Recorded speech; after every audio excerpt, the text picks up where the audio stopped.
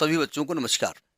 हम बात NEET physics के जो पीवाईक्यूज हैं, प्रीवियस ईयर क्वेश्चन, उनकी कर रहे थे, जिसके तहत हम इलेक्ट्रोमैग्नेटिक इंडक्शन चैप्टर से जो क्वेश्चन पूछे गए हैं विगत 35 ईयर्स में, उनके सोल्यूशन प्रोवाइड कर रहे हैं। ठीक है, तो उसी कड़ी में ये अगला क्वेश्चन है, तो पेशे खिदमत है अगला क्वेश्चन, इसको तैयार करिए। और इसके पहले के क्वेश्चंस हम अपलोड कर चुके हैं, आपको इसी प्लेलिस्ट में जो कि इलेक्ट्रोमैग्नेटिक इंडक्शन के नाम से होगी, इसमें मिल जाएंगे। तो पेशे खिदमत है। नेक्स्ट क्वेश्चन देखिए, अगला क्वेश्चन देखिए। क्वेश्चन पूछा गया है नीट 2022 का। क्वेश्चन पहले पढ़ लिया जाए।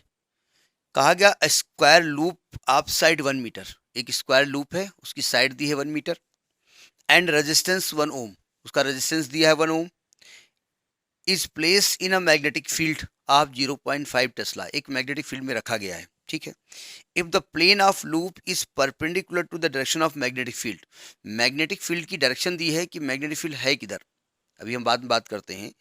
तो magnetic flux through the loop निकालना है। ये 2022 नीट का क्वेश्चन है, ध्यान से समझिएगा।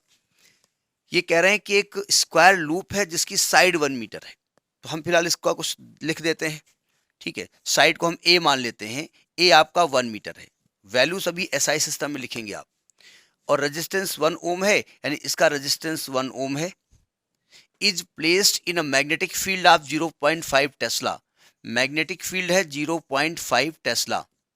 If the plane of loop is perpendicular to the direction of magnetic field, उन्हें मालूम है जैसे ही परपेंडिकुलर हम बोलेंगे आप थीटा को 90 कर देंगे। नहीं भैया, सुनो ध्यान से, ये लूप है, ये इसका प्लेन है, जो एंगल लिया जाता है वो मैग्नेटिक फील्ड प्लेन के नॉर्मल के साथ जो एंगल बनाता है, जो उसका एरिया वेक्टर होता है, और एरिया वेक्टर सरफेस के नॉर्मल होता है, ये एरिया वेक्टर है, ये नॉर्मल है, और मैग्नेटिक फील्ड भी इसके प्लेन के नॉर्मल है, तो थीटा कितना लिया जाएगा, 0 डिग्री लिया जाएगा, है ना।